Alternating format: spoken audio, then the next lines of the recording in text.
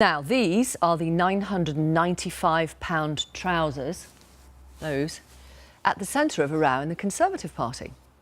This woman, the former Education Secretary, Nicky Morgan, criticised those leather trousers, saying they'd been, quote, noticed and discussed in local Tory circles, and that she didn't think she'd ever spent that much on anything apart from her wedding dress. As a result of her comments on those trousers, Nicky Morgan got dumped via text from a meeting with Theresa May at Downing Street. And now it's being claimed that after all that criticism, Nicky Morgan owns a handbag worth £950, apparently. Does any of this matter? Let's talk to our political correspondent, Chris Mason, who is at Westminster. Right, where do you want to start with this, Chris?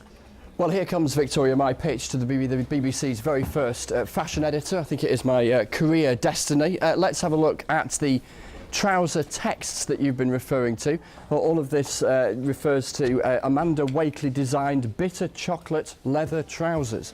They are the trousers that Theresa May was photographed in the Sunday Times a couple of weeks ago. Prompted, as you say, this row over text message between Downing Street's Nicky Morgan, the former Education Secretary. Alistair Burt, a former minister, was also involved in all of this. Here are the trouser texts. Let's have a look at them. So, Alistair Burt and Nicky Morgan were at a meeting in Downing Street, but at that point, Fiona Hill, who is the Joint Chief of Staff in Downing Street, said to Alistair Burt, "Don't bring that woman to number 10 again." This after Nicky Morgan had passed judgment on the photo of those leather trousers, saying that they did not pass the Loughborough market test. Loughborough, the town in the East Midlands that Nicky Morgan represents in Parliament. She said she couldn't go out into Loughborough market wearing those leather trousers because people, frankly, would think it was completely ridiculous that she'd spent £995 on said trousers. But the twist, inevitably, is that if you pass comment on somebody's expensive clothes, somebody will start rooting around through the picture archive and find stuff that you've bought that might be rather expensive. Enter Nicky Morgan's luxury Oxblood brown leather Bayswater bag from a brand called Mulberry, apparently. They have an iconic golden lock and brushed leather interior, according to this morning's Daily Mail, and cost, yes, £950, £45 cheaper than the trousers, but still about the same cost that I would have spent on a second-hand car. Oh, I love the way you say bitter chocolate and the rest of us would say brown. OK, so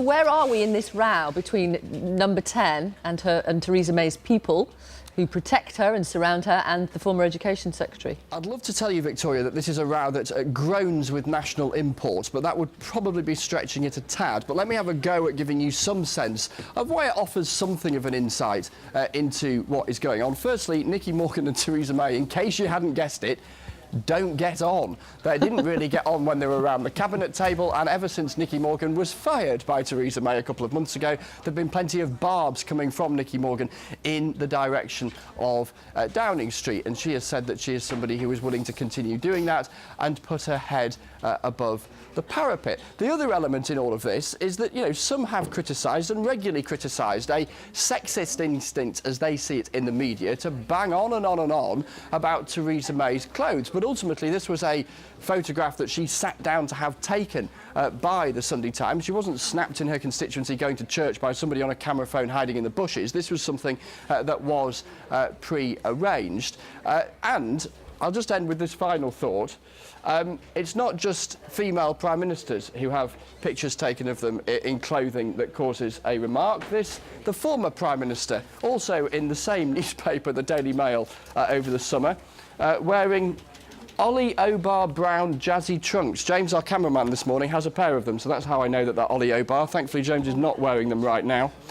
They feature a picture of a 1969 swimming pool at the exclusive Hotel du Cap Eden Rock in a chic French Mediterranean resort called Antibes, I think it's called. So it's not just posh leather trousers, or indeed posh mulberry or whatever it's called bags. Swimming trunks can feature too. And, well, why not?